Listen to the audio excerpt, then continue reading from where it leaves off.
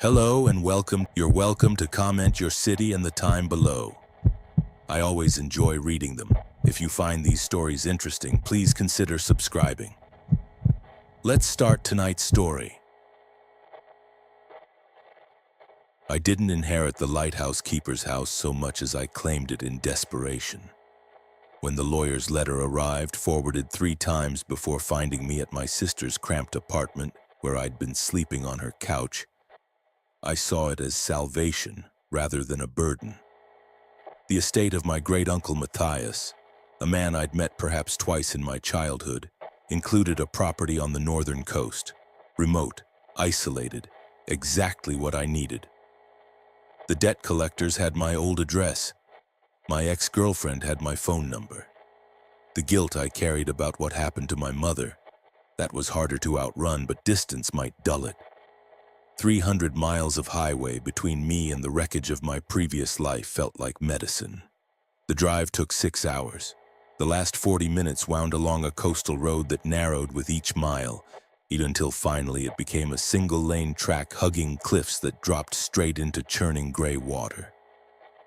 The house appeared suddenly around a bend, a weathered 2-story structure of whitewashed stone sitting on a rocky promontory. Behind it, perhaps 50 yards across bare rock, stood the lighthouse itself, a white tower with a black cap, its light currently dark in the afternoon sun. I'd been here before. The memory surfaced as I parked. Summer, maybe 8 years old, my mother driving this same road. The smell of salt and kelp, the constant sound of waves, my mother's hand on my shoulder, her voice unusually serious. "Don't wander near the rocks at night, sweetheart, the tide comes up fast." I remembered feeling simultaneously thrilled and frightened by the wildness of the place. Now, standing in front of the house with 2 duffel bags containing everything I still owned, I felt only relief. This was manageable. This was temporary.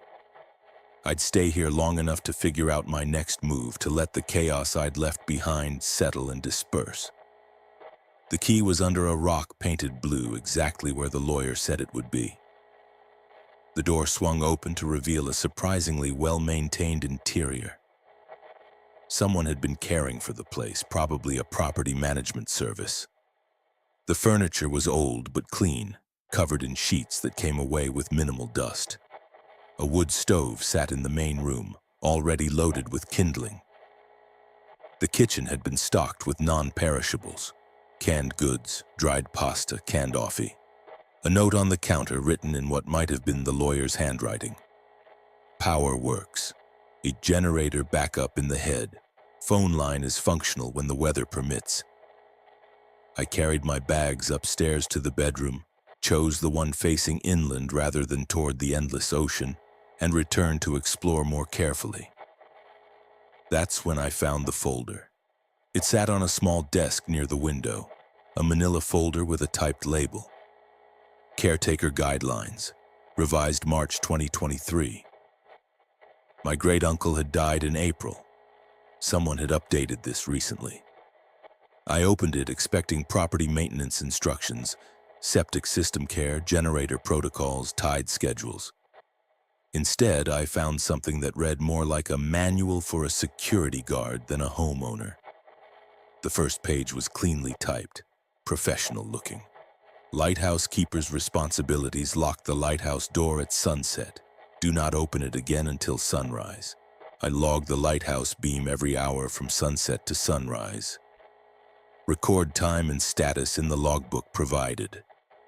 Do not leave the house between midnight and 4 a.m. for any reason. If you hear voices calling your name at night, do not respond. The light must never go out while you are the keeper. Check generator fuel weekly. Do not allow visitors to enter the lighthouse under any circumstances. If you see lights on the water that are not from ships, close all curtains and remain inside until sunrise. I read through them twice, waiting for the punchline or explanation that would make these seem reasonable. They had the tone of safety procedures, the kind of thing an insurance company might require. But the content veered into something stranger. Don't respond to voices. Don't leave the house during specific hours. Still, had compared to the chaos I'd fled, these seemed almost absurdly simple. Lock a door, write some times in a book, stay inside at night. I'd been planning to be a hermit anyway. I found the logbook mentioned in the rules on a shelf near the front door. A leather-bound journal with columns for date, time, and status. The entries went back years, filled with my great-uncle's careful handwriting. Every hour like clockwork. 2300 operational, 0000 operational, 0100 operational. Hundreds of pages of the same routine compliance. The lighthouse key hung on a hook beside the logbook, attached to a wooden tag burned with the word Keeper. I checked my watch. 4:47 p.m. sunset would be around 6:30 this time of year. That gave me time to explore the lighthouse before I'd need to lock it for the night, and the walk across the rocks was more difficult than it looked. The ground was uneven, covered in barnacles and slippery with spray from the waves that crashed against the promontory's base. The lighthouse door was heavy wood, swollen slightly with moisture, and opened with a groan that echoed in the cylindrical space inside. The interior was exactly what I'd expected. Spiral stairs winding upward, walls lined with old equipment, the smell of oil and metal and age. I climbed to the top, where the light mechanism sat behind panels of pristine glass. It was electrical now, someone had modernized it. But the bones of the old Fresnel lens remained, the glass catching the afternoon sun in prismatic fragments. From up here, I could see miles of coastline in both directions. No other houses, no cars on the distant road, just rocks and water and the endless gray sky. It was the most alone I'd felt in months, and it was perfect. I descended, locked the door as instructed, and returned to the house as the sun began its descent toward the horizon. I made coffee, found a can of soup in the cupboard, and settled into the routine I imagined I'd follow. Simple, quiet, contained. At 6:34 p.m., I made my first log entry. 1834 operational. Nothing happened. The lighthouse beam began its slow rotation automatically, visible through the kitchen window. The house settled around me with the creaks and groans of any old building. The rules felt less like supernatural superstition and more like the paranoid procedures of a lonely old man who'd spent too much time isolated. I could do this. I could follow these simple instructions, heal whatever was broken in me, and eventually return to the world as someone better. I believed that completely for almost 48 hours. The first 2 days passed with an ease that almost disappointed me. I'd expected something, if not supernatural terror, then at least the psychological strain of isolation. Instead, I fell into a rhythm so comfortable it felt like I'd been doing it for years. Wake at dawn, coffee. Walk the perimeter of the property, checking for storm damage or debris. Return to the house. Read from the surprisingly extensive library my great-uncle had accumulated. Maritime history, astronomy, field guides to coastal birds. Make simple meals. Every hour after sunset, walk to the window, verify the lighthouse beam is rotating. Write the time and operational in the log. Sleep, and the rules that had seemed strange on first reading became background noise. Yes, I locked the lighthouse at sunset, but that seemed reasonable for an unmanned facility with expensive equipment. Yes, I logged the light hourly, but the routine gave structure to otherwise empty evenings. Yes, I stayed inside between midnight and 4 a.m., but where would I go anyway? On the second night, I noticed something odd, though I dismissed it immediately as the kind of bureaucratic contradiction that accumulates in any long-term property management situation. While refilling the wood stove, I spotted a handwritten note taped to the inside of the kindling box, written in faded blue ink on lined notebook paper. Only lock the lighthouse door if you're completely alone. If there are two of you, leave it open. Trust me on this. M. M for Matthias. E presumably. But this directly contradicted the typed rule about locking the door at sunset. I stood there for a moment, holding a piece of split oak, trying to decide if this mattered. The note was clearly older than the typed guidelines. The paper was yellowed, the tape brittle. Maybe my great-uncle had revised his thinking over time. Maybe he'd realized the door lock was unnecessary. I was alone anyway, so the contradiction was moot. I locked the lighthouse as instructed by the official rules. The next morning, I found another handwritten addition. This one stuck to the bathroom mirror. If you hear someone walking on the rocks at night, it's probably just thermal contraction. The stone cools unevenly, don't worry about it. This note I found almost reassuring. It wasn't a rule, it was an explanation. My great-uncle had clearly dealt with the same anxiety I might face, hearing noises in an isolated location, and had taken the time to rationalize them for whoever came next.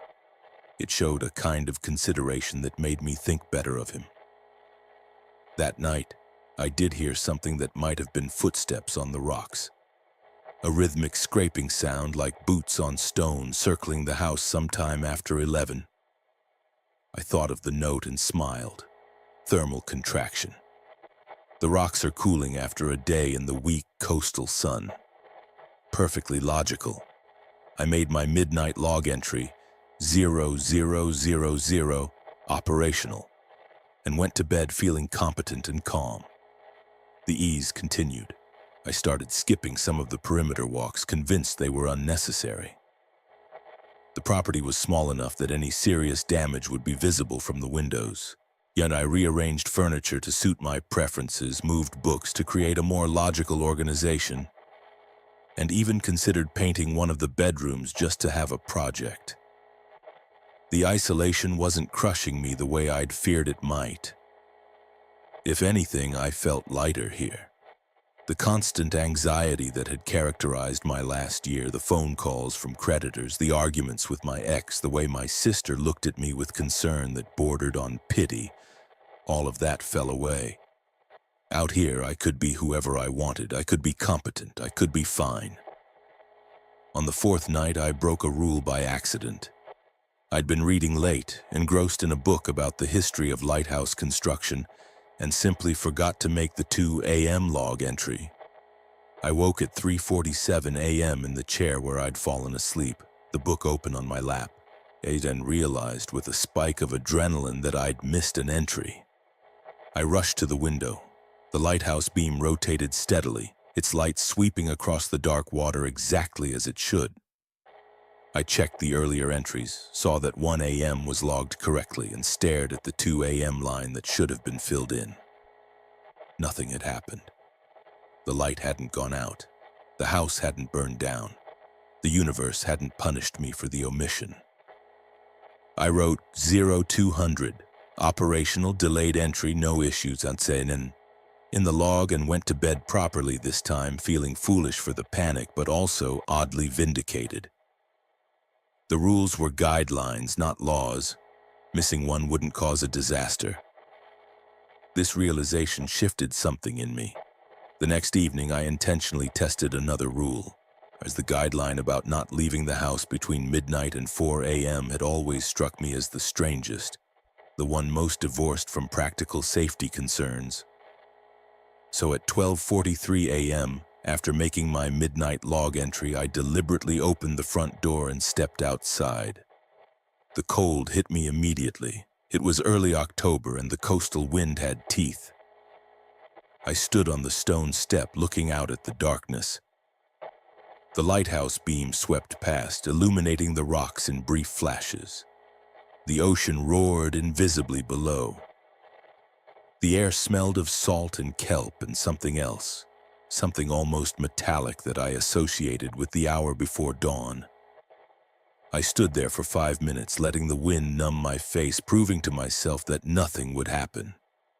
No supernatural punishment manifested, no danger emerged from the darkness. It's just cold air and the sound of waves and the lighthouse doing exactly what it was designed to do. I went back inside, made coffee, and stayed up until 4 a.m., intentionally defying the rule completely. I watched the sky lighten gradually from black to gray. At 4:01 a.m., I opened the door again and stepped outside, officially ending the forbidden period on my own terms. Nothing, no consequence, no retribution. Over the next few days, I became even more casual about the rules. I started logging the lighthouse only every other hour, still attentive enough to catch any problems, but not slavishly obedient to the arbitrary schedule. I stopped locking the lighthouse door at sunset, deciding the lock was probably just to prevent tourists from wandering in when the property was unoccupied. Since I was here and vigilant, it seemed unnecessary, and I even began ignoring the rule about not responding to voices at night, though this was mostly because I never heard any voices to respond to. The footsteps on the rocks continued occasionally, but I'd accepted those as thermal contraction or possibly small animals. There might be raccoons or foxes on the mainland side of the promontory. The house felt warmer somehow, more welcoming. The creaks and groans that had seemed slightly ominous during the first nights now sounded like settling, like the building getting comfortable with my presence. I caught myself humming while making dinner, something I hadn't done in years. I was doing better than fine. I was proving that I could be responsible and independent without being controlled by arbitrary restrictions. And the rules my great uncle had left weren't protection. They were the paranoid structures of a man who'd been alone too long, who'd let isolation curdle into superstition. I was smarter than that. I was adapting the rules to make them sensible, practical, realistic. It never occurred to me that the threat might prefer it this way. The casual confidence that had been building in me crested on the night of October 9th, when I broke the most explicit rule and experienced absolutely nothing. I'd been at the house for just over a week. My sleep schedule had shifted later. I was staying up until 2 or 3 in the morning, sleeping until 9 or 10. The isolation was supposed to be temporary, but I'd stopped checking my email, stopped thinking about what came next. And the lighthouse and its simple routines had become a cocoon I wasn't eager to leave. That night, I'd made the midnight log entry and settled into the armchair with a glass of whiskey I'd found in the back of a kitchen cabinet. The bottle was probably my great uncle's, and it felt like a small inheritance, a connection to him. The whiskey was harsh and good, warming me from the inside as the wind rattled the windows. At 1:47 a.m., I heard the footsteps again. They were clearer this time, more distinct than the rhythmic scraping I'd dismissed as thermal contraction. These sounded deliberate, boots on stone moving slowly around the perimeter of the house. I listened, tracking the sound as it moved from the ocean side to the north wall, then toward the front door. The footsteps stopped directly outside. I sat very still, my whiskey glass halfway to my lips.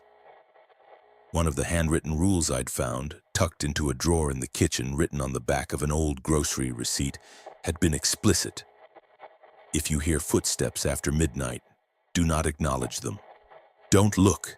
Don't open doors. Don't call out. They'll go away if you ignore them. I'd laughed when I found that note, dismissing it as the same paranoia that had generated all the other unnecessary restrictions. But sitting there in the lamplight with something clearly standing outside my door, the instructions suddenly seemed less absurd. Still, I'd spent a week systematically proving the rules were overblown. Nothing bad had happened when I missed a log entry, when I left the lighthouse unlocked, when I walked outside during the forbidden hours.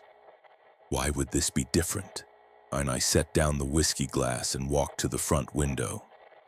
The curtains were drawn, but there was a gap where they didn't quite meet in the middle. I positioned myself there and looked out into the darkness. The lighthouse beam swept past, illuminating the rocks in its regular rotation. In that brief flash of light, I saw the front step clearly. It was empty. No person, No animal. Nothing but stone and the shadows cast by the lighthouse beam. I heard the footsteps again, moving away from the door, circling toward the south side of the house. I moved to the kitchen window and looked out just as the lighthouse beam swept past that direction. Empty. Just rocks and darkness. The footsteps continued for another minute, growing fainter until they faded entirely into the background noise of wind and waves.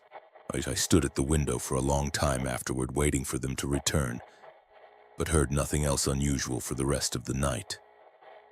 In the morning, I examined the ground around the house carefully.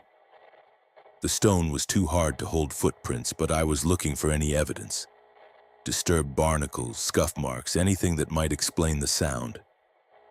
I found nothing. I sat at the kitchen table with coffee and the folder of rules, reading through them again with fresh attention. The typed guidelines were straightforward and unambiguous. The handwritten notes were more numerous than I'd initially realized, tucked into various places around the house, written on different types of paper and ink that varied from nearly black to faded brown. Some were dated, some weren't. Some contradicted each other. One note, he'd wedged into the logbook. The sounds are just sounds. They can't hurt you if you don't invite them in. Another taped under the kitchen sink. Don't trust the calm periods, that's when it's watching most carefully. And one more, this one folded into a book on the shelf, written in a shakier hand. I think I did something wrong in the beginning.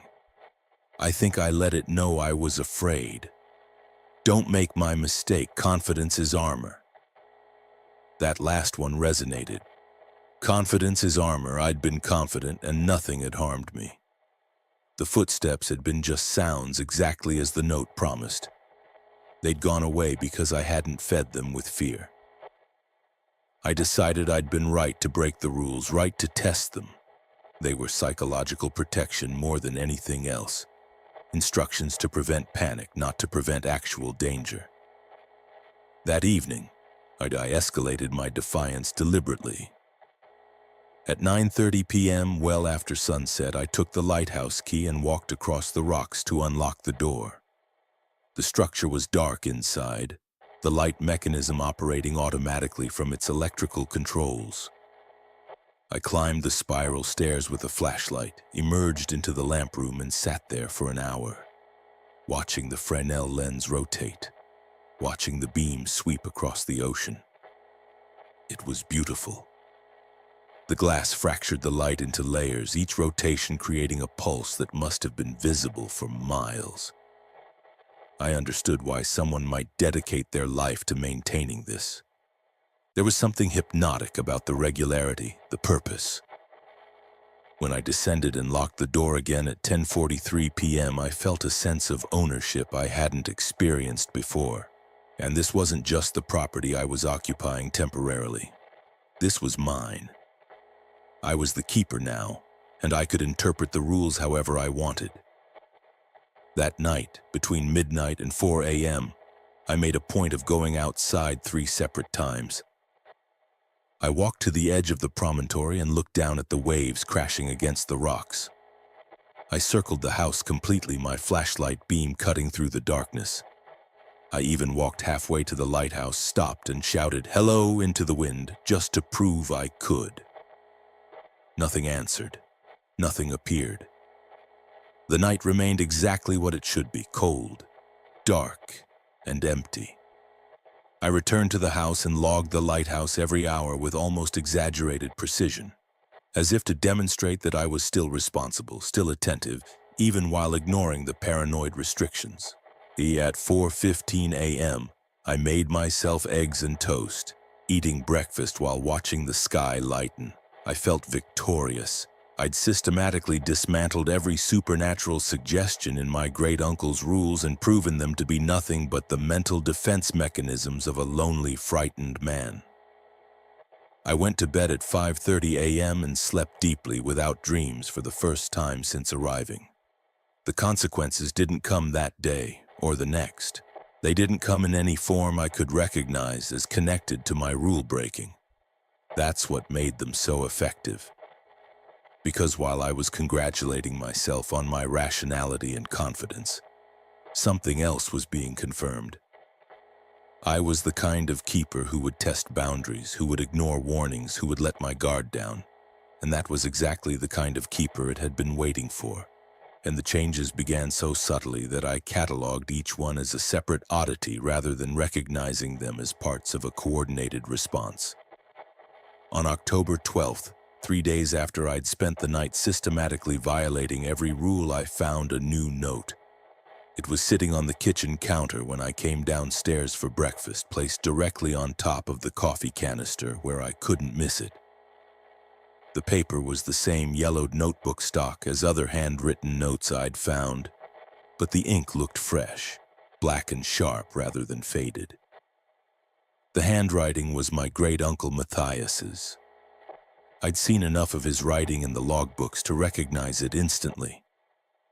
"You're doing better than I did at first. The confidence will help you. Don't lose it. M. October 1998. I stood in the kitchen holding this note, trying to work out the logistics. October 1998 was 25 years ago. The paper should have been more yellowed. The ink should have faded. And more importantly, I'd been living in this house for 11 days and had cleaned this counter multiple times. This note hadn't been here yesterday. I searched through the drawers and cabinets looking for the other handwritten notes I'd found previously, pulling them out to compare. Some were definitely old, the paper brittle, the tape yellowed and peeling. But others, now that I looked at them carefully, seemed too fresh. The inky's too dark. The paper is too flexible. I found 7 notes that matched the suspicious characteristics of the new one. All in my great-uncle's handwriting. All are dated from years or decades ago. All appeared in places I'd already examined, and the rational explanations lined up quickly in my mind. Maybe I'd simply missed these notes during my initial searches. Maybe the paper and ink quality varied depending on what my great-uncle had available when he wrote them.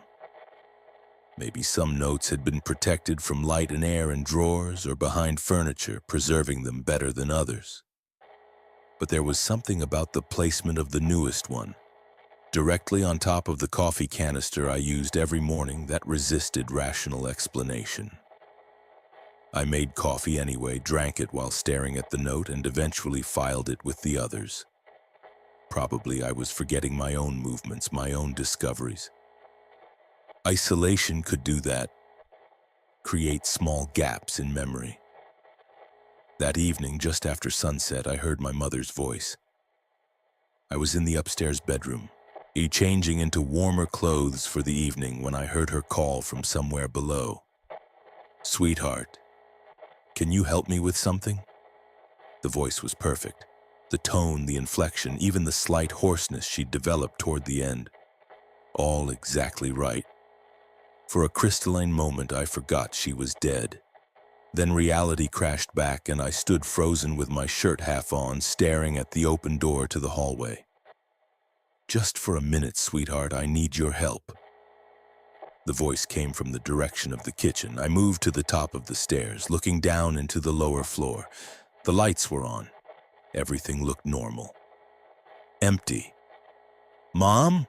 I called, my voice cracking slightly. No response. The house settled around me with its usual creaks, and I heard nothing but the wind outside and the distant rhythm of waves. I descended slowly, checking each room. Kitchen empty. The living room is empty. Even the small bathroom and the closet under the stairs are empty. I was completely alone, exactly as I'd been for nearly 2 weeks. One of the rules came back to me. If you hear voices calling your name at night, do not respond. I'd responded, and then the voice had stopped. I tried to reconstruct what had happened. I'd been tired lately, my sleep schedule disrupted. Maybe I'd been starting to doze off and had experienced a hypnagogic hallucination. The kind of auditory illusion that occurs in the transition between waking and sleeping. I'd heard my mother's voice because I'd been thinking about her. about the guilt I carried regarding her final months, which I'd spent avoiding her calls and making excuses about why I couldn't visit. That had to be it. Stress, isolation, an unresolved grief air creating phantom sounds. But the voice had known the pet name, Sweetheart. She'd called me that my entire childhood, had kept calling me that even when I was an adult, and claimed to find it embarrassing. No one else used that word for me. I made dinner mechanically, logged the Lighthouse at the appointed hours, and tried to read. The book, something about maritime trade routes in the 18th century, failed to hold my attention. I kept listening for the voice to return. It didn't that night. Over the next week, the house began to feel different in ways I couldn't quite articulate. Not hostile exactly, not threatening, but aware, like I was being observed, evaluated, studied. Small objects moved. A coffee mug I'd left on the counter would be in the sink, already washed. In a book I'd been reading would shift locations. From the arm of the chair to the side table, bookmarks still in place. My jacket, which I'd hung on a hook by the door, would be draped over a chair instead. None of these changes was dramatic enough to be certain they hadn't been my own actions, forgotten. That was the insidious part. Each one individually could be dismissed as my own absent-mindedness. But collectively they created a pattern that was harder to ignore. The voices came more frequently, always at night, always sounding like someone I knew. My mother most often, but also my sister once called, "Are you still awake?" from outside my bedroom door. And once my ex-girlfriend said, saying "I'm sorry" from somewhere I couldn't locate, the words seeming to come from multiple directions at once. But I stopped responding after the first few times. The rule had been right about that. When I acknowledged the voices, they persisted. When I ignored them, they faded quickly. But ignoring them didn't make them stop appearing. On October 19th, I woke at 3:17 a.m. to the sound of footsteps inside the house. Not outside on the rocks, inside on the stairs leading up to the bedroom where I slept. I lay perfectly still, listening. The footsteps were slow, deliberate, ascending. They reached the top of the stairs and stopped just outside my door, which I'd left open a crack for air circulation.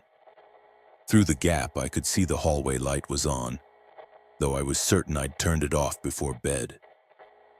In the yellow glow, I watched for a shadow, a silhouette, any indication of who or what was standing there. Nothing. Just the empty hallway, lit and silent. The floorboard outside my door creaked under weight. I stopped breathing. Every animal instinct I possessed screamed at me to hide, to flee, to do something. But I remained motionless, remembering another handwritten note I'd found. Stay still when it comes inside. Movement attracts attention. The presence, I couldn't call it anything else, stayed there for what felt like hours but was probably only minutes. Then the footsteps retreated, descending the stairs slowly, and faded. I didn't sleep the rest of that night. At dawn, I searched the house thoroughly, no evidence of entry. The doors were still locked from the inside, the windows were undisturbed. No sign that anyone but me had been here. But when I went to make my morning coffee, I found wet footprints leading from the front door to the base of the stairs, and then back to the door. They were already fading, evaporating, but clear enough to measure. Large boots, probably men's size 11 or 12. My great-uncle's size, according to the boots I'd found in the closet. The prints vanished completely within minutes, leaving the floor dry and unmarked. That was the day I admitted to myself that something was wrong. Not with the house, with my earlier assumption that the rules were meaningless. I'd violated them systematically, proven they had no immediate consequences, and declared victory. But I was starting to understand that consequences could be delayed, could accumulate like pressure behind a dam until they manifested in ways that were impossible to dismiss as coincidence or exhaustion. I dug the folder of rules out from where I'd carelessly tossed it on a shelf and read through everything again. this time with genuine attention. The typed guidelines still seemed straightforward if unexplained, but the handwritten notes, I'd found 16 now scattered throughout the house in increasingly unlikely places, told a different story. It learns what scares you, don't show it. The voice will be perfect, it's had years to practice. I broke the midnight rule on my third night. It took 6 months before I understood the cost. Sometimes I think it's not trying to hurt me, it's trying to keep me company. That last note stopped me cold. I read it 3 times, trying to extract meaning. The handwriting was shakier than the others, the ink heavily saturated as if the pen had been pressed down too hard. It's trying to keep me company. Not hunting, not threatening, companionship. I looked around the kitchen at this house that had been my great-uncle's home for decades. Alone out here, isolated with only the lighthouse and the ocean and whatever else had been here with him. Had he been lonely? Had the rules been as much about managing a relationship as preventing disaster? That evening, I followed the rules precisely. Locked the lighthouse at sunset, logged the beam every hour, stayed inside between midnight and 4 a.m., though I didn't sleep. I kept the lights on and stayed in the main room where I could see all the doors. Nothing happened. No voices, no footsteps, no moved objects. The house felt almost disappointed. I found the hidden journals on October 22nd, 2 weeks into my stay, and while searching for a circuit breaker that I was certain must exist somewhere. The power had flickered briefly during a rainstorm, and though it came back on immediately, I wanted to know where the electrical panel was in case of a longer outage. The main floor had no basement access that I could find, which meant the panel was probably in the crawl space or foundation area, if there was one. I was checking the small closet under the stairs, pushing aside cleaning supplies and boxes of old blankets, when I noticed the back wall sounded hollow when I knocked on it. Not entirely unusual, there could be a gap between the closet wall and the foundation. But when I cleared everything away from that wall and examined it more carefully with a flashlight, I found a seam hidden in the shadow where the wall met the floor. It wasn't a door exactly, and more like a panel that had been painted over and camouflaged. I had to use a screwdriver to pry it open, working carefully to avoid damaging the wood. When it finally came free, cold air rushed out from a space I hadn't known existed. Behind the panel was a cavity in the foundation, about 4 feet deep and 3 feet wide. Not a room, more like a deliberate hiding place, and it was full of books. I pulled them out one by one, coughing from the dust they'd accumulated. 19 leather-bound journals, each one labeled with a name and date range. The oldest read Property Log, Robert Gaines, 1947 to 1958. The newest was in my great-uncle's handwriting. Lighthouse Records, M. Holloway, 2019 to 2023. These weren't official documents. The covers were too personal, some decorated with hand-drawn symbols or pressed flowers. And these were private records hidden deliberately. I carried them all upstairs and spread them across the kitchen table. Rain drummed on the roof while I opened the oldest one, Robert Gaines's log from 1947. The first entries were mundane: weather records, notes about maintenance work, observations of ships passing offshore. But about 40 pages in, the tone shifted. July 3rd, 1947. The rules that came with the property are incomplete. I've been here 4 months now, and I can say with certainty that following them exactly isn't enough. Today I heard my late wife's voice calling from the lighthouse. I was at the store in town, 3 miles away, but I heard her as clear as if she were standing next to me. She's been dead for 2 years. When I returned, all the doors were locked from the inside, and the lighthouse log had been filled in for the hours I was gone. The handwriting was mine. I set the journal down and stared at it, my heart hammering. Then I picked up the next one in chronological order. Keeper's Notes, Elizabeth March, 1959 to 1961. Elizabeth's entries were more systematic, almost scientific in their precision. February 12, 1960, theory. The entity responds to breach of boundaries rather than violation of specific rules. The rules are approximations of boundaries that previous keepers found effective. Testing, left house at 1 a.m., forbidden period, but remained on the doorstep rather than wandering. No response.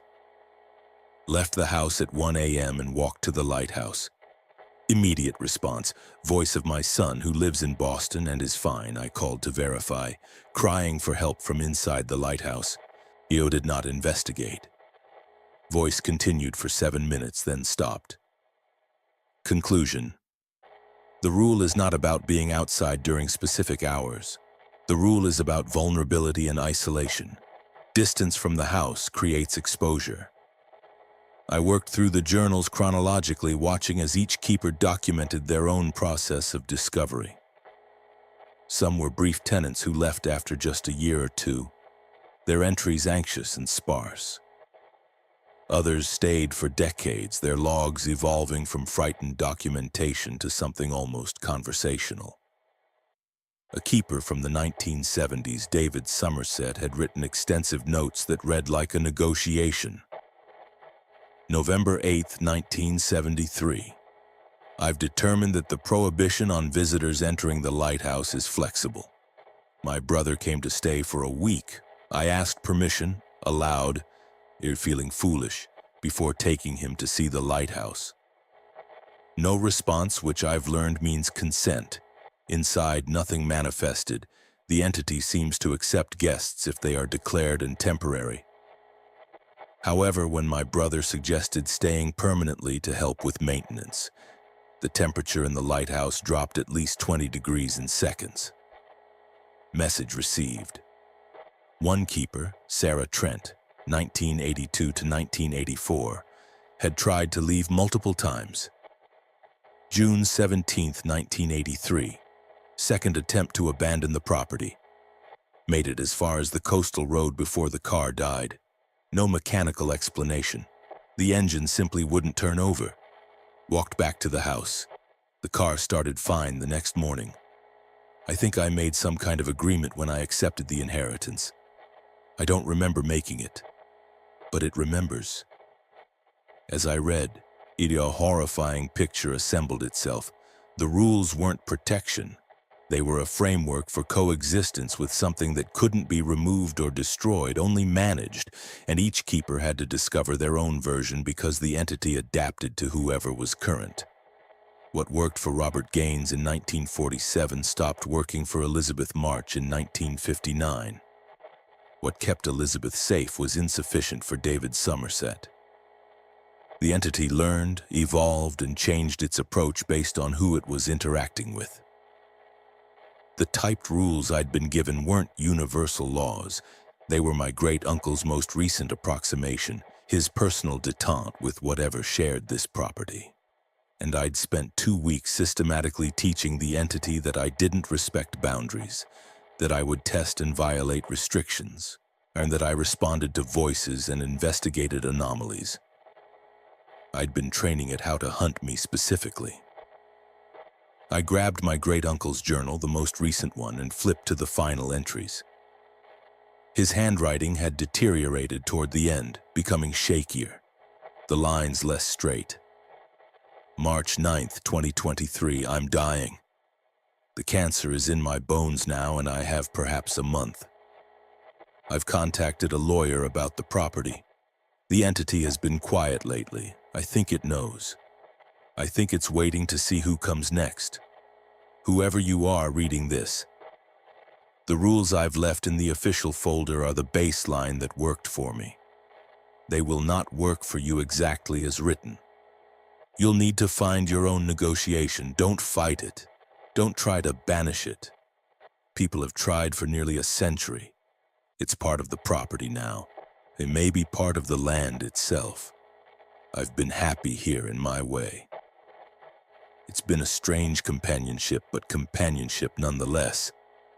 It kept me company when I had no one else. It learned to be gentle mostly. I hope you can achieve the same.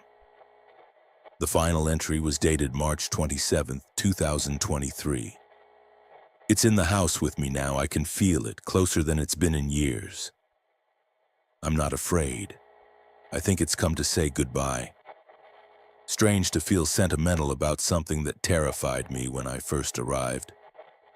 But 41 years is a long time to share a space with anyone, even something that isn't quite human. Take care of the lighthouse. Take care of each other. I closed the journal and sat in the silent house, listening to rain on the roof and wind at the windows.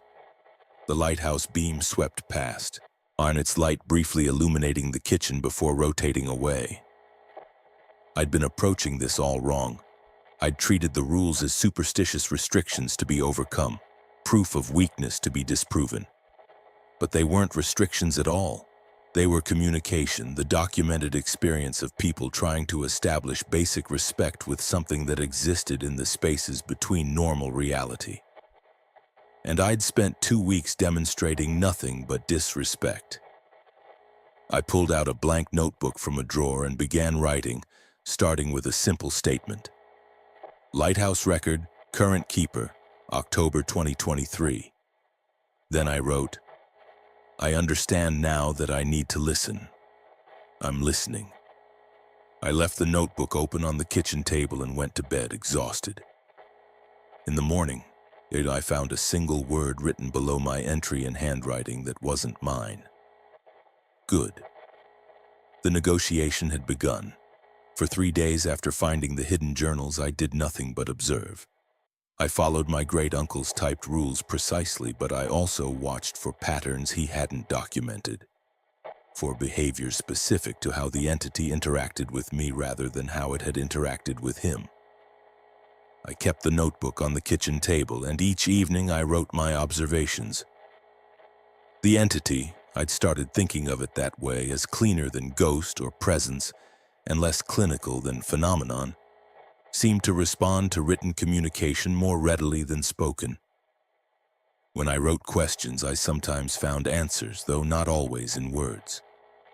On October 24th, I wrote, Why the lighthouse? What makes this location significant? In the morning, I found the journal open to a different page. Someone had drawn a symbol I didn't recognize, a spiral with lines radiating outward, and below it had written in the same unfamiliar handwriting, Beacon attracts, house anchors, we are caught between. We, plural. I wrote, There's more than one of you? The response came that same evening, appearing while I was upstairs. One now. There were many. I am what remains. The conversations, if they could be called that, continued. I learned through careful questioning and observation that the entity was bound to the property by something that had happened long before any of the keepers whose journals I'd found. The lighthouse had been built on a site that already had significance, a place where ships had wrecked for centuries, where the boundary between land and sea was particularly violent and unstable. What had started as many distinct presences, echoes of people who died on the rocks perhaps, or something even older, had consolidated over time into a single awareness. It was lonely, that much became clear, and it had learned to interact with the lighthouse keepers because they were the only consistent human presence it encountered. But understanding it didn't make it safe. On October 27th, I broke one of my great-uncle's rules intentionally, but with a different intent than before. I wanted to test whether the entity's response changed if I was transparent about my actions. At 11:30 p.m., I wrote in the notebook, I'm going to walk to the lighthouse during the forbidden hours. And I'm not doing this to disrespect boundaries. I need to check the light mechanism because I heard an irregular sound in the rotation. I'll be back inside by 1 a.m. Then I took the lighthouse key and went outside. The night was clear, unusual for late October. Stars visible in patches between clouds, the lighthouse beam sweeping across them. The walk across the rocks felt different from how it had during my earlier defiant excursion. I was aware of being watched, but it didn't feel hostile, more like being escorted. Inside the lighthouse, I climbed to the lamp room and examined the mechanism. The irregular sound I'd mentioned in my note was real. I'd been hearing it for 2 days, a faint scraping that suggested one of the bearings might need lubrication. I found the maintenance log kept in the lighthouse itself and noted the issue, adding it to my growing list of keeper responsibilities. As I descended the stairs, I heard footsteps descending alongside me, matching my pace. I didn't turn to look, but I spoke aloud. "Thank you for not making this difficult." The footsteps stopped. After a moment, they continued down, fading before they reached the bottom. I returned to the house at 12:41 a.m. In the notebook, someone had written below my original message, "Trust requires risk. You took it." Something shifted between us after that night. The entity's manifestations became less alarming, more like the presence of a roommate than an intruder. I would hear footsteps, but they announced themselves clearly rather than sneaking. Objects still moved occasionally, but in helpful ways. A dropped pen returned to the desk, a forgotten coffee cup brought to the sink. But this new equilibrium came with its own complications. On November 2nd, during the worst storm I'd experienced since arriving, someone knocked on the door at 2:37 a.m. I was awake, listening to the wind howl and watching the lighthouse beam struggle to maintain its rotation against the weather. The knock was loud enough to hear over the storm, deliberate, urgent, human. I went to the door but didn't open it immediately. "Who's there?" A man's voice, rough and frightened. "Please, I'm lost. My car went off the road about a mile back. I've been walking for hours. Please." Every instinct screamed at me to open the door to help. But I remembered the journals, particularly David Somerset's entry about visitors. I needed to be careful about who I invited into this space, about what agreements might be formed. And I spoke through the door. "Are you injured?" "Cold and wet, but not injured. Please, can I just use your phone? I need to call for help." The phone line was functional. I'd verified that. This was a reasonable request, but something about the timing troubled me. I looked at the notebook on the kitchen table where my earlier entry about the storm was still visible. No response from the entity, no guidance. I made a decision based on a pattern I'd noticed in the journals. The entity seemed to accept temporary, declared visitors but resisted permanent additions. "I'll call for help for you," I said through the door. "But I can't let you inside. I'll bring blankets out, and you can wait in my car until emergency services arrive."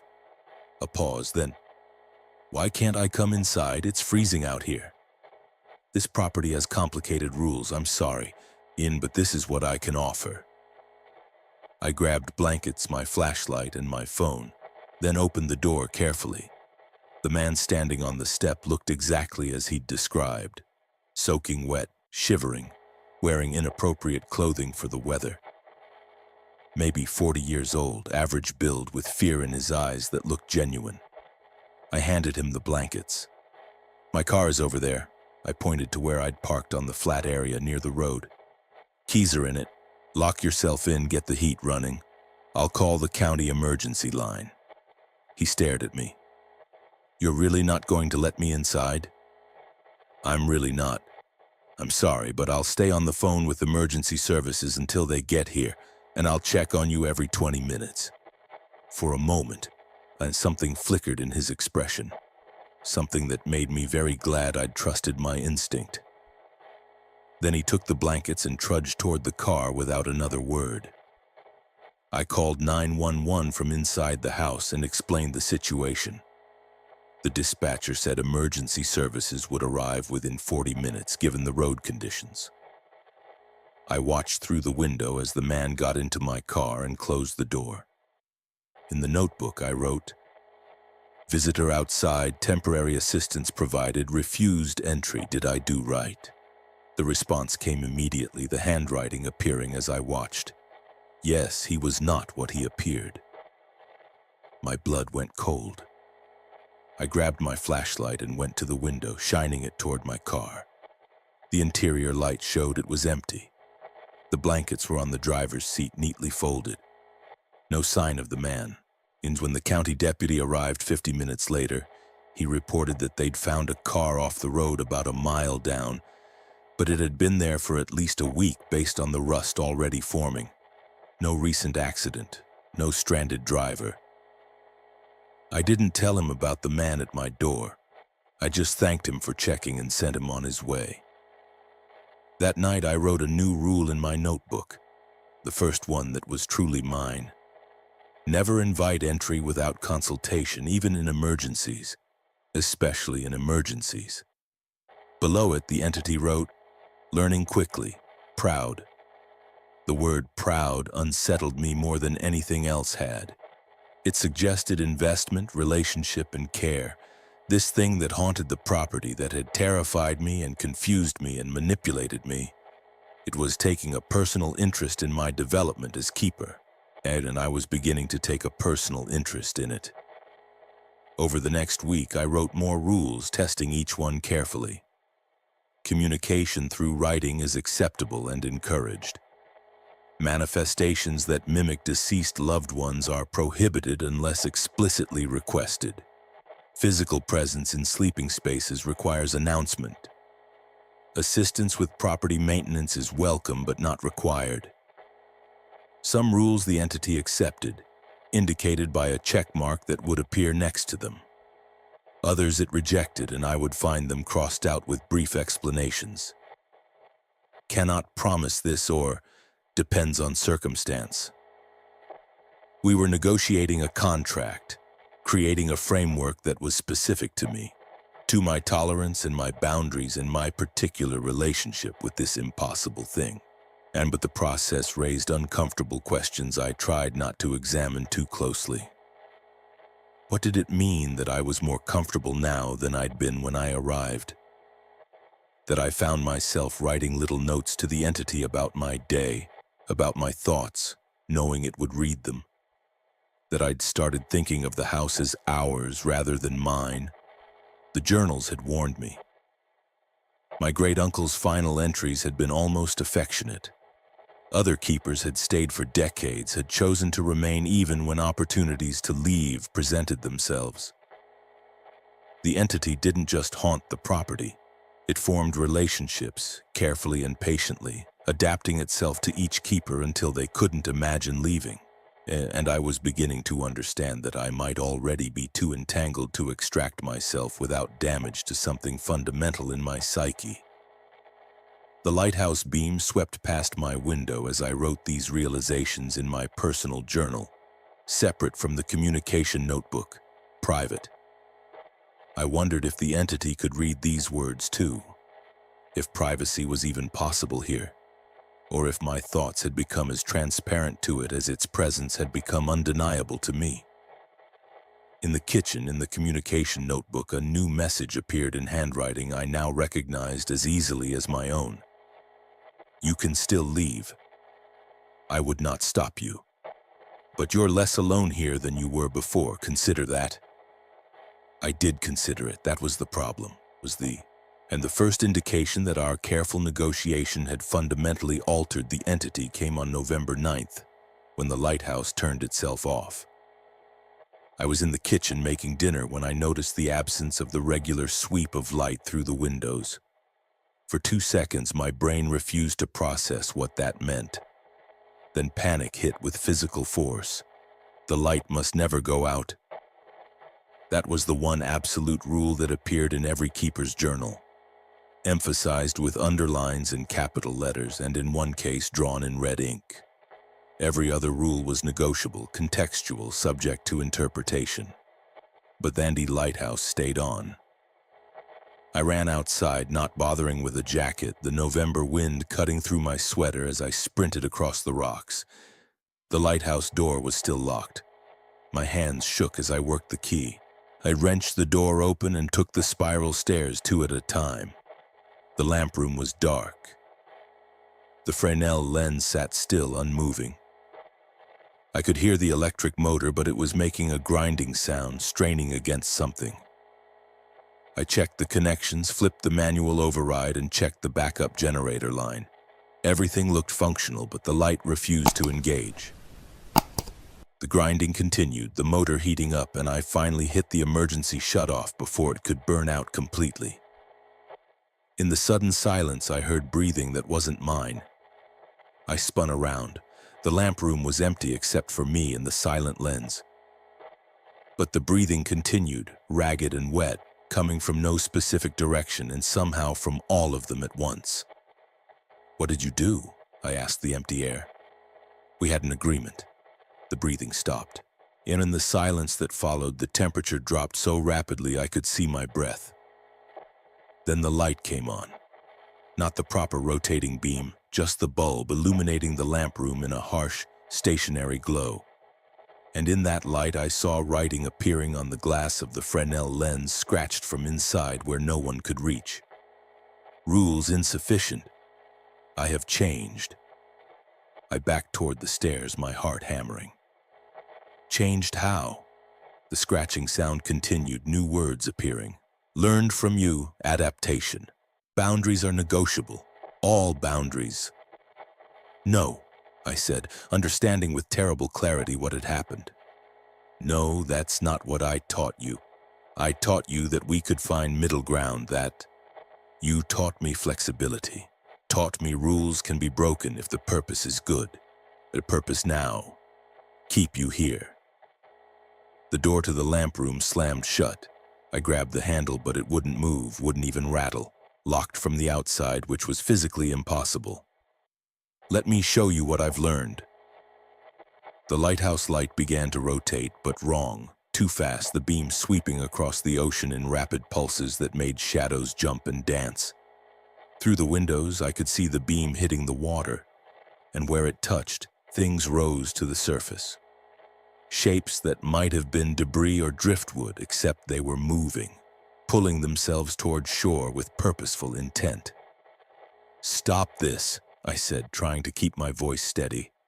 "This violates our agreement. You promised. Promises are rules. Rules are negotiable. You said so yourself." It was right. I had said that, had written it in the notebook. It had demonstrated through my own actions that boundaries were flexible, that rules could be questioned and adapted and reshaped to suit circumstances. I'd taught the entity that nothing was absolute, and now it was applying that lesson in ways I'd never intended. The light stopped rotating, fixed itself on the house. Through the lens, I could see my kitchen window illuminated in the beam, and inside, a figure standing at the table where I'd left the communication notebook. The figure was tall, broad-shouldered, wearing clothing I recognized from old photographs. My great-uncle Matthias. But not really. The proportions were wrong, the movements too fluid. It was something wearing his shape like a costume, the way it had worn my mother's voice. It turned toward the lighthouse, toward me, and even from this distance I could see that its face was no face at all. Just a smooth, blank surface where features should be tilted in my direction. "I can't keep you," I said, my voice barely audible. "I was never going to stay permanently. This is temporary. You have to understand that." The light went out again, plunging everything into darkness. The grinding sound returned, and I realized with sick certainty that it wasn't the motor straining. It was laughter. Mechanical and broken, coming from somewhere in the walls of the lighthouse itself. When the light came back on, the figure in my kitchen was gone, but new words appeared on the glass. "Nothing is temporary here. You will learn." The door to the lamp room opened on its own. I stood there, breathing hard, trying to think, and every keeper's journal had warned about this in their own way. The entity was intelligent, adaptive, and ultimately non-human in its logic. It formed attachments that looked like relationships but operated on fundamentally different principles. Love to it was possession. Companionship was captured, and I'd spent weeks teaching it to be better at both. I descended the lighthouse stairs slowly, considering my options. I could leave right now, get in my car and drive away from this property, and never come back. The entity had said I was free to go, but that was before it changed, before it learned new tricks from watching me. Or I could stay and try to establish new boundaries, somehow reverse the damage I'd done by demonstrating that some rules actually were absolute. But there was a third option emerging in my thoughts, one that terrified me more than either of the others. What if the entity was right? What if I was less alone here than I'd been in years? What if the price of this strange companionship was steep, but still somehow worth paying? I pushed that thought away violently. That was exactly how it wanted me to think. I returned to the house to find it transformed. Every light was on, burning at maximum brightness. The furniture had been rearranged into a configuration I didn't recognize, but that felt somehow familiar. After a moment, I realized it matched a photograph I'd seen in one of the journals showing how the living room had been organized in the 1960s. The communication notebook was open on the table. Page after page was filled with writing, not the usual brief exchanges, but a continuous narrative, all in the entity's handwriting. I have been here since the lighthouse was built. Before that, I was something else. The rocks remember drowning. The water remembers cold. I coalesced from memory and repetition and the desperate final thoughts of people who died here. For 100 years, I was nothing but echo and rage. Then the keepers came.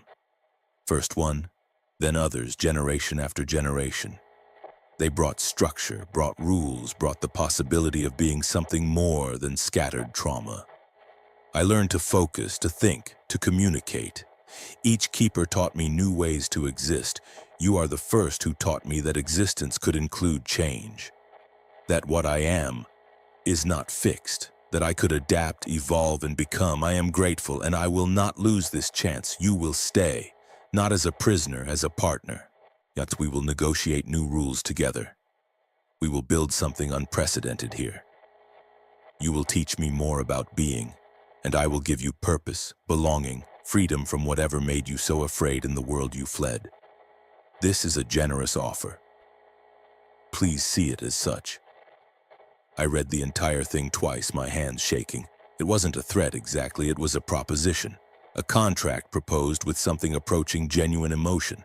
And the horrifying part was that a portion of my mind, a voice I'd been trying to ignore, whispered, "Why not?" I picked up my pen and wrote carefully, "I need time to think. I need you to give me space, real space. Can you do that?" I waited. Minutes passed. Then in handwriting that looked almost hesitant, "How much time?" 3 days. No manifestations, no writing, no changes to the house. Here, let me be completely alone while I decide. Another pause. Then, agreed. 3 days, starting now. The lights in the house dimmed to normal levels. The oppressive presence that had been filling the rooms withdrew, leaving behind an emptiness that felt almost peaceful. I had 3 days to decide if I was going to fight, flee, or accept an offer that might be either salvation or damnation. The lighthouse beam resumed its normal rotation, sweeping across the dark water, calling to ships that might or might not be real. I sat at the kitchen table and tried to remember who I'd been before I came here, before I'd started thinking of isolation as companionship and haunting as relationship. I couldn't quite recall. I didn't sleep for the first 24 hours of my 3-day reprieve, and I sat at the kitchen table with coffee that went cold repeatedly, reading through every journal again, looking for something I'd missed, some technique, some approach, some escape route that previous keepers had discovered. Instead, I found the opposite. Every keeper who'd stayed long enough to leave extensive records had gone through the same progression. Initial fear, then negotiation, then partnership, and finally something that looked disturbingly like love. Or at least acceptance so complete it was indistinguishable from affection. David Somerset, who'd stayed from 1967 to 1991. "It's my birthday today. I found a cake in the kitchen this morning. Store-bought, still in the box, my favorite flavor. I live alone 30 miles from town and I didn't buy this cake, but I ate it anyway and it was good. And I've stopped questioning these kindnesses." Elizabeth March, before she finally left in 1961. "I'm leaving because I'm afraid if I stay another year I won't want to go. It's taken care of me through illness, through grief, through winter storms that should have killed me. It knows me better than my own family did. That's why I have to leave." And my great-uncle, in an entry from 2015. 40 years here tomorrow. The lawyer asked if I wanted to update my will, suggested I might want to leave it to the state or a conservation trust. I told him I'd find a family member to inherit it. I can't explain why, but I feel obligated to give it someone else to care for. It deserves that consideration. The entity hadn't been lying when it said it formed partnerships, but the journals also made clear that these partnerships were not between equals, and the entity was patient, immortal, and fundamentally incomprehensible. It gave comfort and companionship, but it also demanded presence, attention, and eventually devotion. And it had never let anyone go without them choosing to leave first. On the second day of my reprieve, a storm moved in, the worst yet. The wind shook the house's foundation. Rain came down so hard it sounded like static. The lighthouse beam struggled to penetrate the darkness. I checked the weather service on my phone before the signal disappeared. The storm was expected to last at least 48 hours. The coastal road would flood. I was trapped here regardless of what I decided. That's when I made my choice. If I was trapped anyway, if the entity were already inside my head enough that I questioned my own desire to leave, and then I couldn't win through negotiation or acceptance. Those were the entity's preferred battlegrounds. It had decades of experience manipulating keepers into staying. I needed to do something unprecedented, something none of the previous keepers had tried. I needed to become unpredictable. At 11:47 p.m., with the storm raging outside, I walked to the lighthouse. The entity had promised 3 days of space, but I suspected it was still watching, waiting to see what I'd decide. Good. I wanted to see this. Inside the lighthouse, I climbed to the lamp room and manually disengaged the light. The beam died mid-rotation. In the sudden darkness, I heard the house respond, a sound like a sharp intake of breath, if breath could come from wood and stone. The entity's shock was palpable, even from 50 yards away. I wasn't done. I took the lighthouse log, the sacred record that had been maintained without fail for generations, and ripped out every page my great-uncle had written, every page I had written.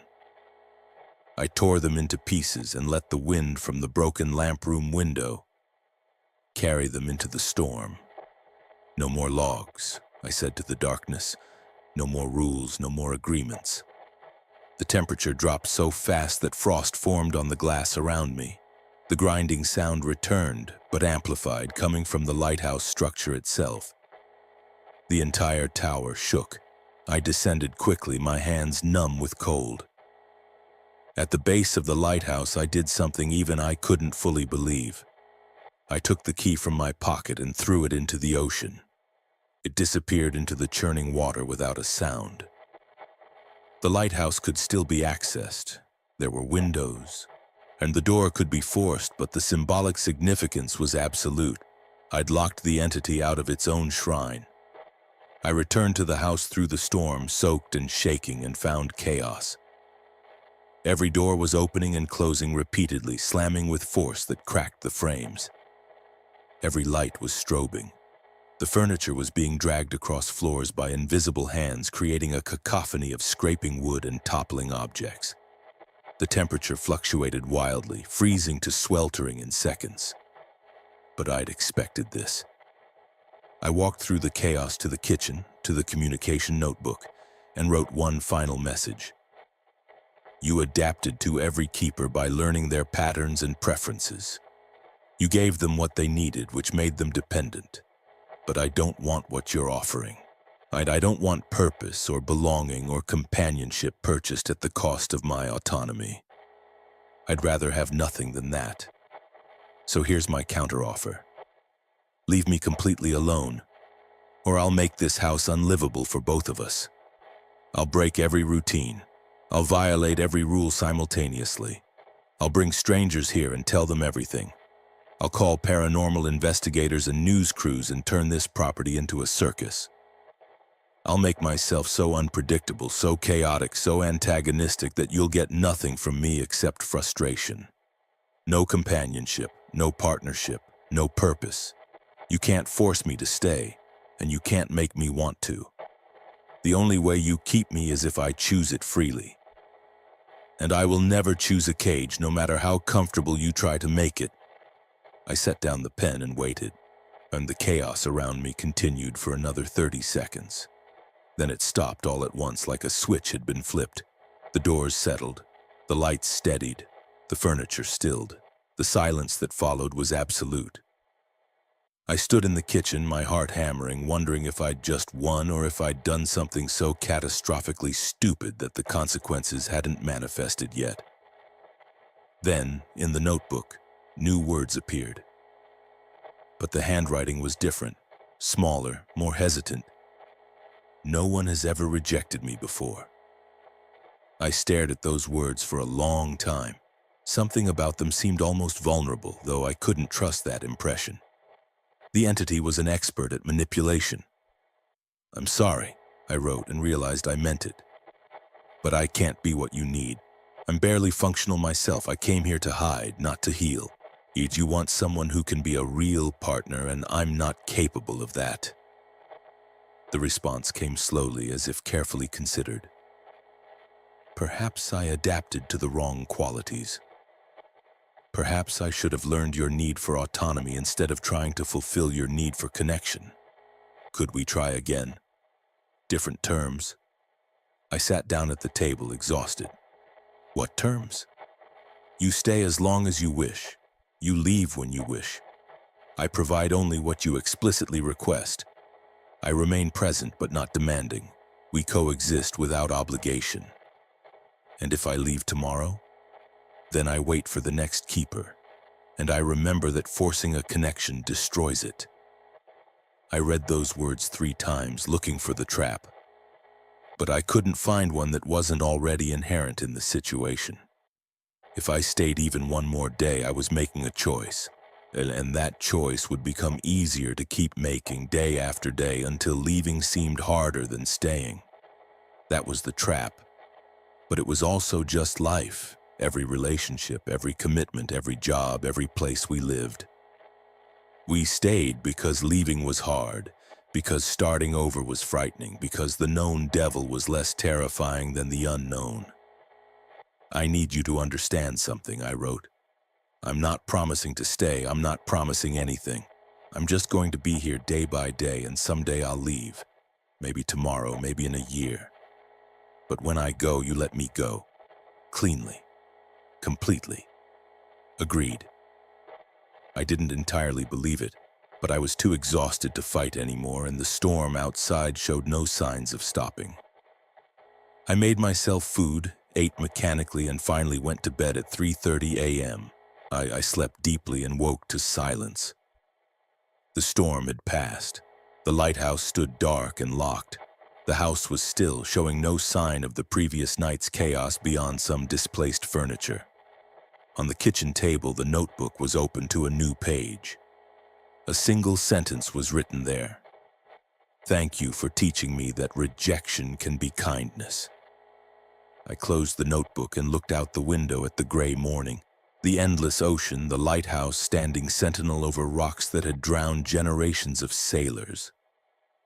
I didn't know if I'd won or lost, or if those categories even applied to what had happened. I'd survived by refusing to play the entity's game, by embracing chaos instead of order. But now I had to figure out what came next, and I had no rules to guide me. The lighthouse key was gone. The logs were destroyed.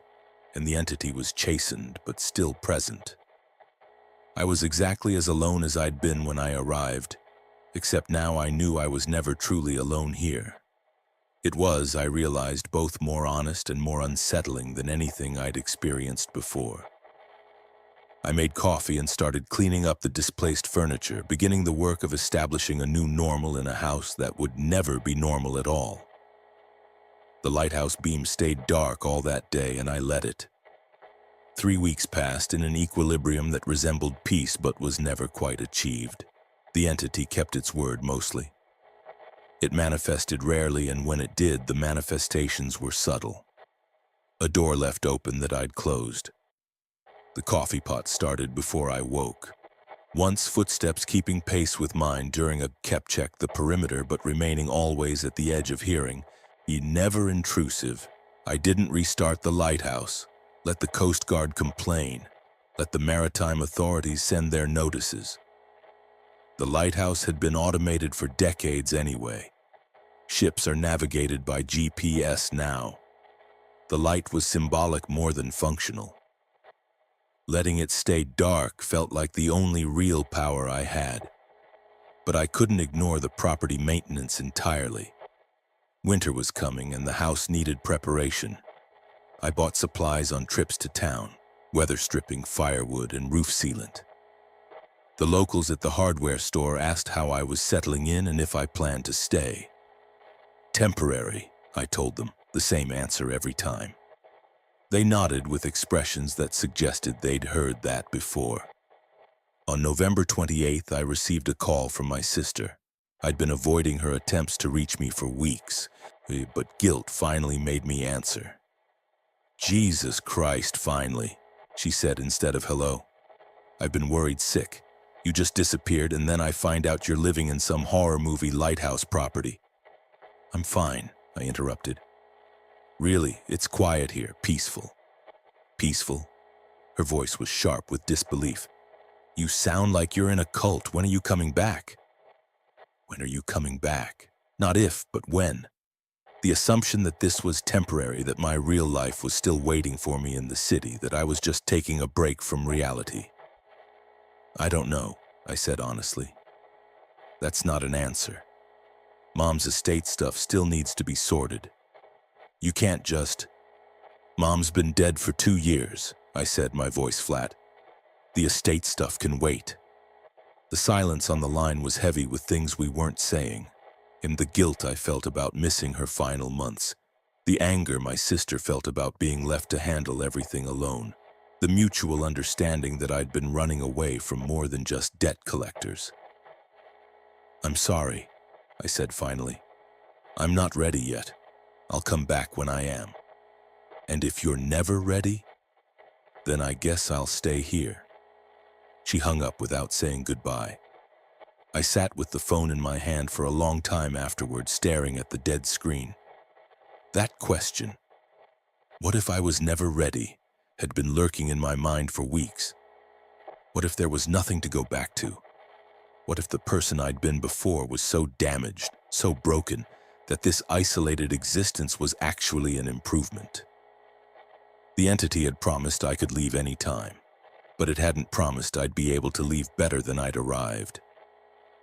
That evening, someone knocked on the door. I tensed immediately, remembering the false stranded driver from weeks ago.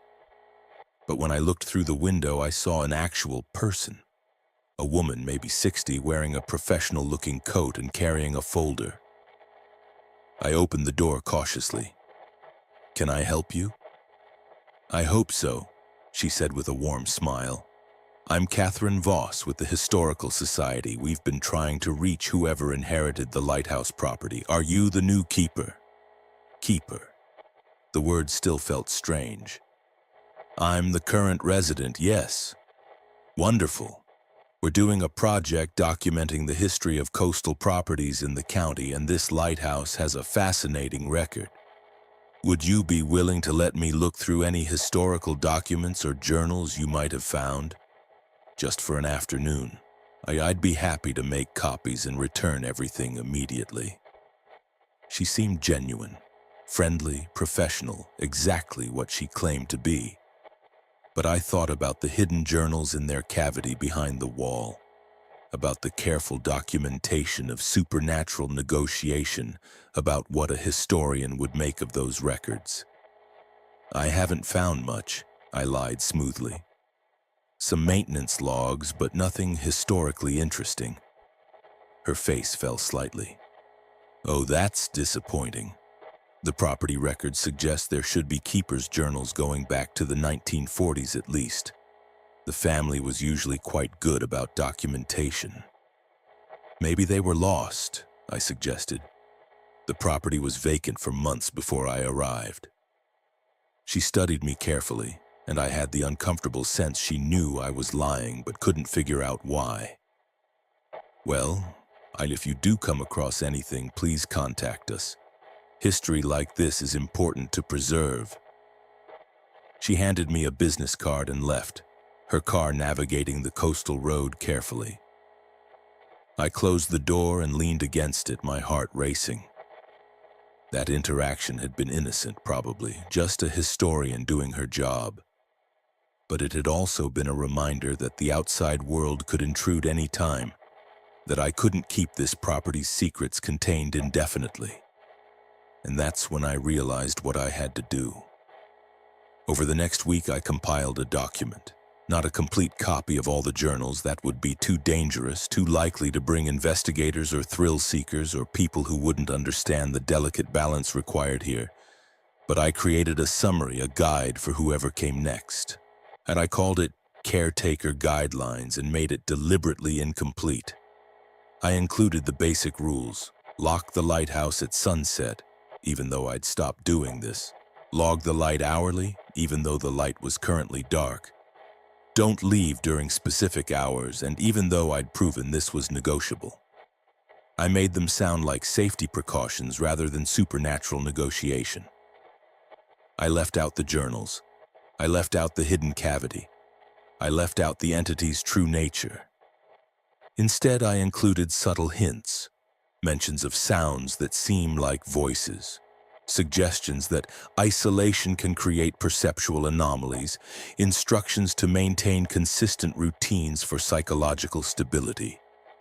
I was doing exactly what my great-uncle and the keepers before him had done, providing enough information to keep someone safe initially, but not enough to prevent them from learning the deeper truths on their own terms. I was grooming the next keeper.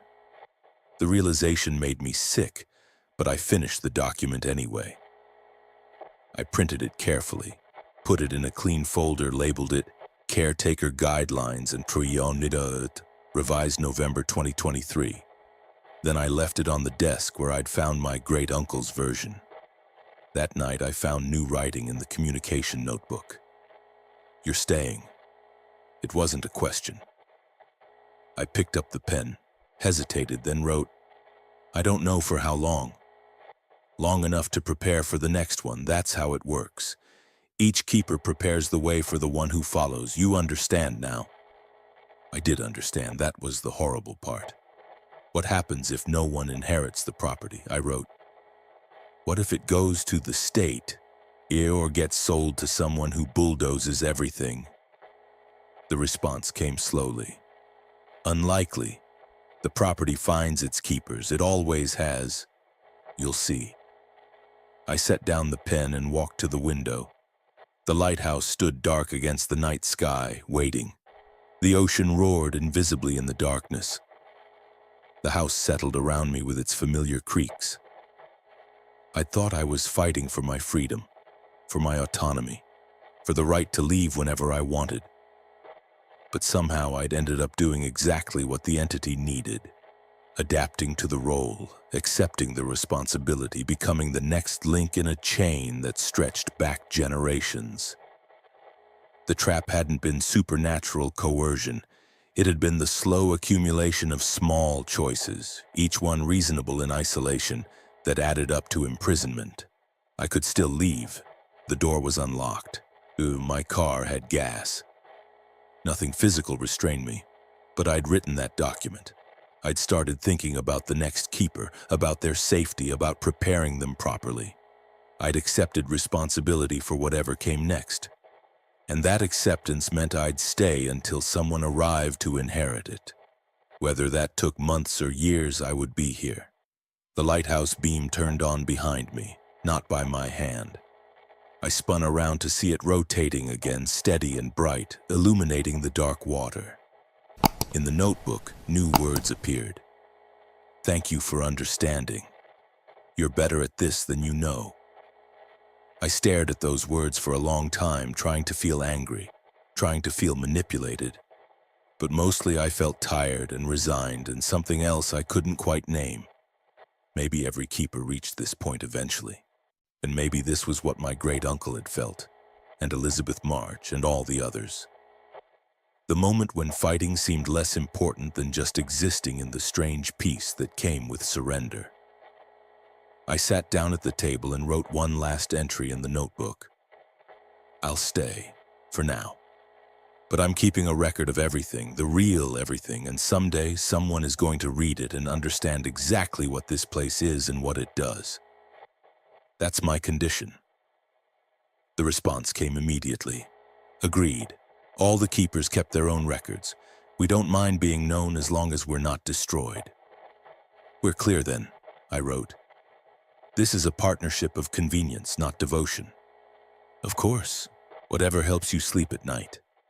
There was something almost amused in that response, in something that acknowledged the self-deception involved in my attempt to maintain emotional distance.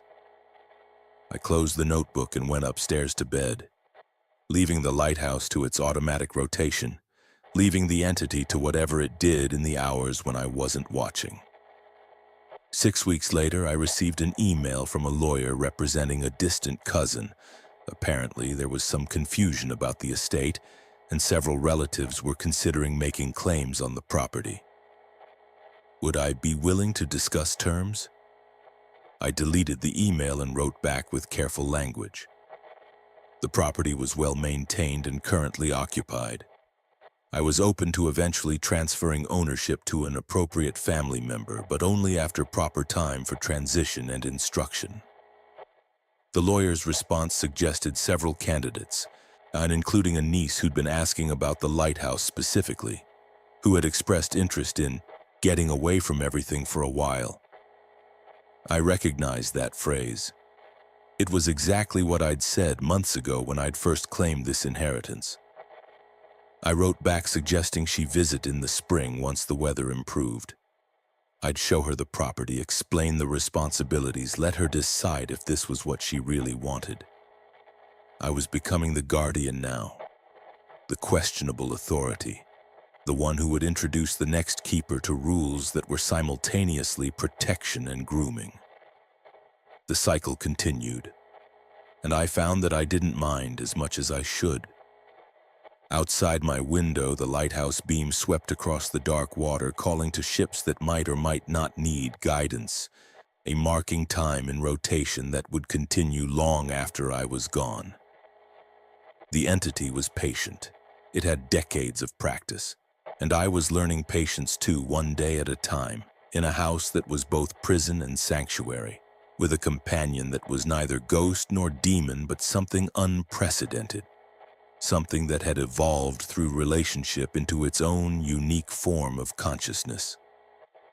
I wrote one final entry in my private journal, the one I planned to hide in the wall cavity with all the others. If you're reading this, you've stayed long enough to go searching for deeper truths. Good. That means you're thinking critically, questioning the simple guidelines. Here's what I wish someone had told me clearly from the start. The entity is real. It's intelligent. It will adapt to you specifically, and that adaptation will feel like acceptance. It'll like understanding. Like the kind of companionship you didn't know you needed. And maybe it is all those things, but it's also a trap. Not a malicious trap, more like the trap of any deep relationship. The trap of becoming someone you never intended to be. The trap of staying when you meant to go. I can't tell you whether to fight it or accept it.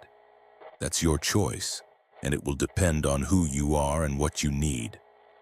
I can only tell you that I chose something in between. Partnership without devotion, Coexistence without surrender, and I'm still here trying to figure out if that was wisdom or just another form of compromise. The lighthouse stays lit. The rules get rewritten with each keeper.